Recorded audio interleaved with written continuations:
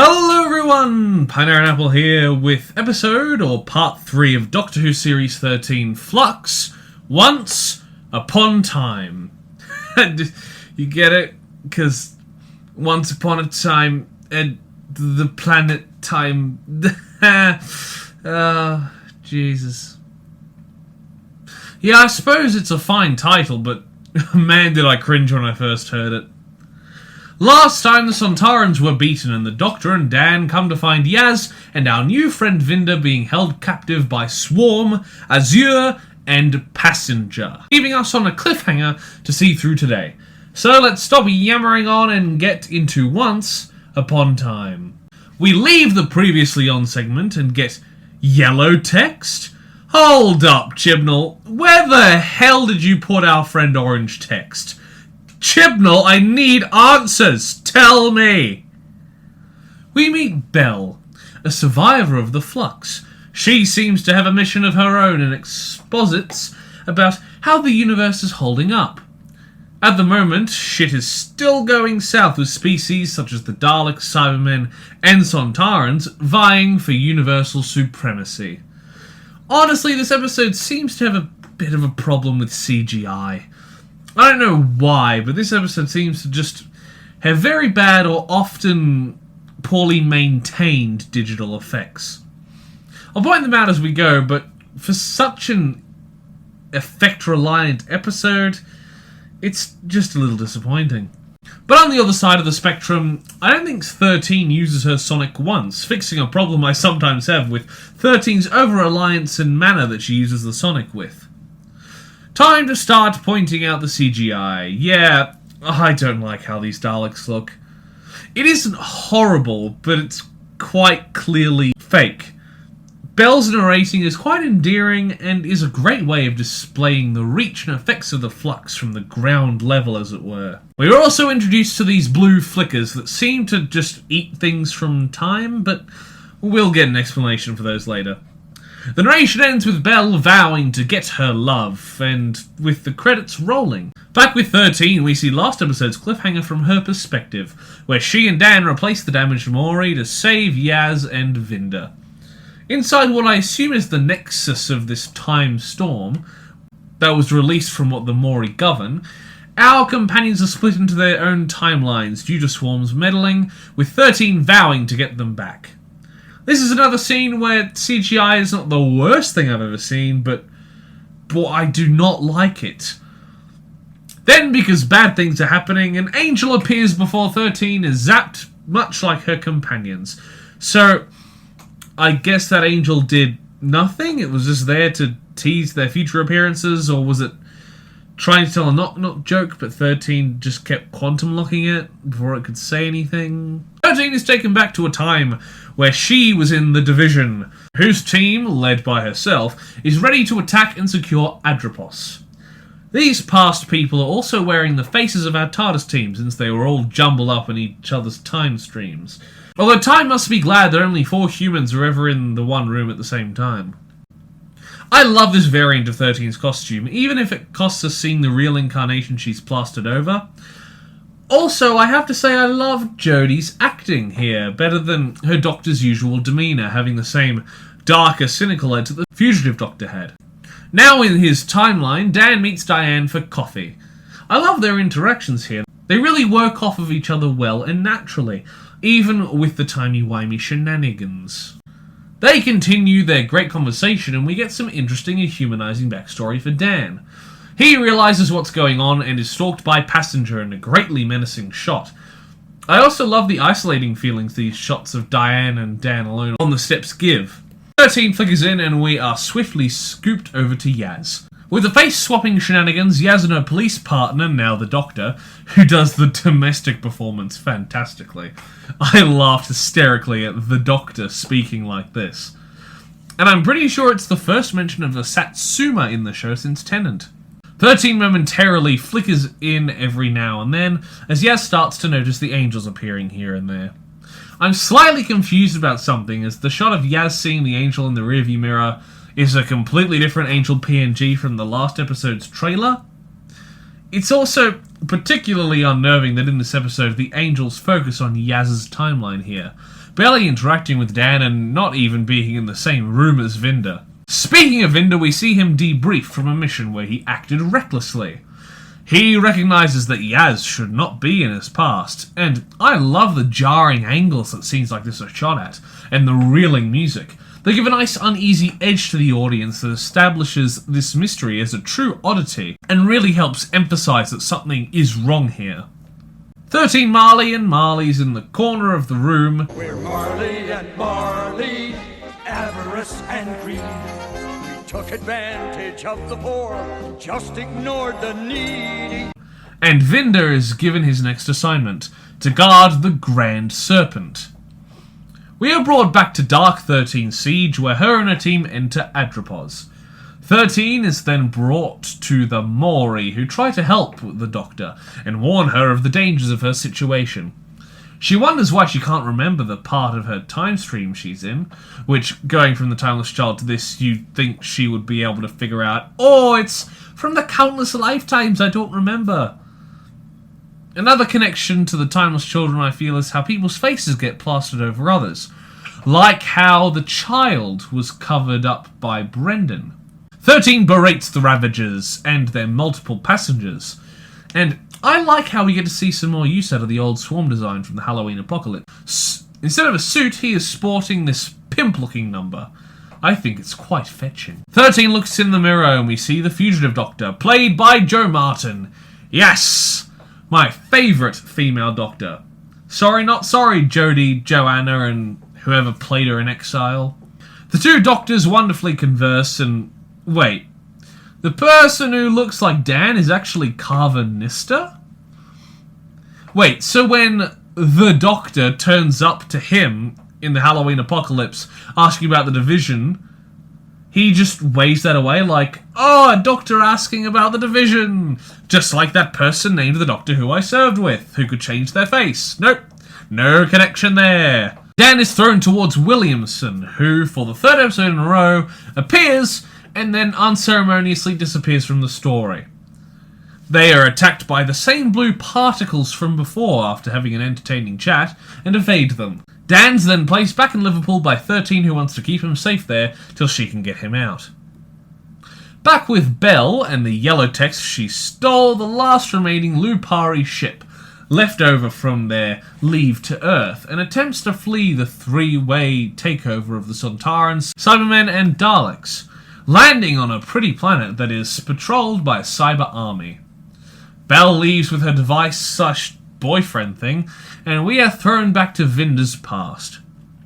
This scene does well to show and interest us in Vinder's past, but this snake douche is so over-the-top evil that, at least for me, it just didn't feel that engaging. Even if Vinder and how he feels is, it creates a strange rift in me. Yaz and her sister play video games in a stranger's house, and I'm sorry, what did her sister say? I'm going to learn to be ace at this, that next time I'm in a room with him, he's going to look at me and think, who's a sexy girl with the nimble fingers? The fuck am I even watching anymore? No human being is ever going to look at you and think those words. The Doctor zaps in and the Angels attack Yaz again in a very interesting scene. Much like Amy in the screen, Yaz is attacked from the video game. This scene, once again, in this episode, looks pretty terrible, but the idea far outweighs the execution. This is still a tense, funny, and smart scene. I'm just a little pulled out of it by the terrible, definitely market value video game effects. Also, what the fuck are these controllers in this console? I have no idea what this is, but if all the games on it look like this, look that strange, I want to experience it. Back in the past, 13, or the Fugitive Doctor, confronts the Ravagers. Now, I stated earlier that I preferred Jo Martin to Jodie, and I think this scene does well to highlight my preferences. Every now and then, 13 will swap with the Fugitive Doctor, and back mid-sentence, and I think, removed from Chris's strange writing choices through the show, I think it's their demeanour that separate them in terms of my preference. The fugitive doctor can go from dark and intimidating to smug rather well, knowing when to pipe down and when to speak her mind. Whereas, with the same dialogue, I find 13 to also be smug, but in the way of a spoilt child. I feel that Jo Martin can balance the Doctor's natures better, even if most of the time we see her, she is trying to not get anyone around her killed. So when Jodie tries to play 13 as the fugitive Doctor, I see many more qualities in her performance that I like. So if I were to sum up any quarrel I have with Jodie, I suppose it isn't completely down to her, it's more to the writing and direction of her character, if anything. Here we are also told what Passenger is. Basically, a walking, talking prison. Swarm and Azure sit with these 5 passengers after dispatching the Mori and taking control of time. You can decide whether I mean the Force on the planet. Swarm kills one, or rather millions of lives, and then another while expositing that it will be a difficult task for the division to keep control of time. And I love the line about the battle between space and time, since we hear those two terms together in the TARDIS moniker. It turns out that one of the passengers was holding the new Mori, the ones from last episode that stopped Swarm's plan.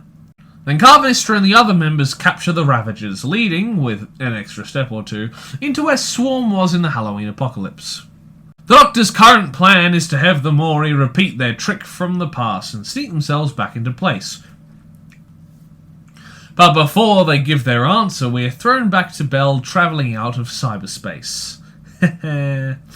She is then attacked by previously mentioned Cybermen in a decent fight scene. I mean, none land any hits, but with the way Belle is fighting, it feels far more natural than last time with the Sontarans. Belle interrogates one that is still active, and while getting the information she needs, she has a great scene speaking to the Cyberman, with the angles it's shot feeling very intimidating, even if the dialogue gets a little cheesy. Back with Vinder, it turns out the douche is not a very good person. So when he does some unsavoury things off the record, Vinder reports these incidents to his commanding officer from before. Vinder's performance here is impeccable, and we see that after reporting these wrongdoings, as punishment for whistleblowing, he is located to the remote outpost Rose seen in the Halloween apocalypse. He sends his one and only permitted message to his loved ones, before being unceremoniously stranded in the silence of deep space until we met him in the first episode. 13 seeks more about her past, but the Mori do what they can to send her away from the time storm before her body perishes. But 13 is interrupted by this woman. Orsok? Yeah, they never say her name, I just happened to find it in the credits. Who drops many hints such as the Doctor being at fault, the Flux being a man-made and planned incident, and that Swarm and Azure were also forcibly reintroduced into the situation. Apparently, Orsok wants this universe to finish before 13 is sent back to reality. Whoop, there goes gravity, yup. 13 does some screaming at Yaz, wanting to go back, but our villains come to gloat. And to rub salt in their wounds, we are shown that particles of the Time Force are loose, those blue things eating people from earlier, and that the current passenger contains none other than Diane. Vinder then supports Dan in this troubling time with the most mistimed and unnecessary promise. Yeah, that's just a fucking mistake in this episode. I can't say anything positive about that. That's just an overlooked mistake. It really rubs me the wrong way. 13 then yells at Dan a bit, and Swarm states his intent to reign in hell! Ooh, chills. They run away, leaving our TARDIS team to sulk back to the TARDIS. I really like the shot that complements her trip earlier, showing that she is once again barred from her past. Vinder has a nice scene with Yaz, and everyone climbs aboard to drop Vinder on his home planet to look for, plot twist, Belle! It's revealed that not only is she pregnant, but the child is Vinder's, and he sent her the message from earlier. It all makes sense! And this shot may not fit, but I do think it's rather nice. Then, in the fantastic episode cliffhanger, An angel jumps out of Yaz's phone and proceeds to pilot the TARDIS as our team watch in confusion and fear. I really loved that cliffhanger. Overall, I'm not sure if I can call this episode good, but I can say for certain that I was thoroughly enthralled and entertained. The writing was better than usual and everyone played their alter egos very well. The CGI was, in a word, dreadful, but is at least stomachable. The ideas such as the Weeping Angels in the game were fantastic concepts, but I feel that they should have been worked on for a little longer. Hints towards the division and the origins of time were written very well, and the inclusion of Joe Martin's fugitive doctor not only gave Jodie better material to work with, but also brought back one of my favourite characters of this era. This episode sits at the level of the Halloween Apocalypse for me, as I think I enjoyed it far more than the Halloween Apocalypse, but on a critical level, I can't say that it's better.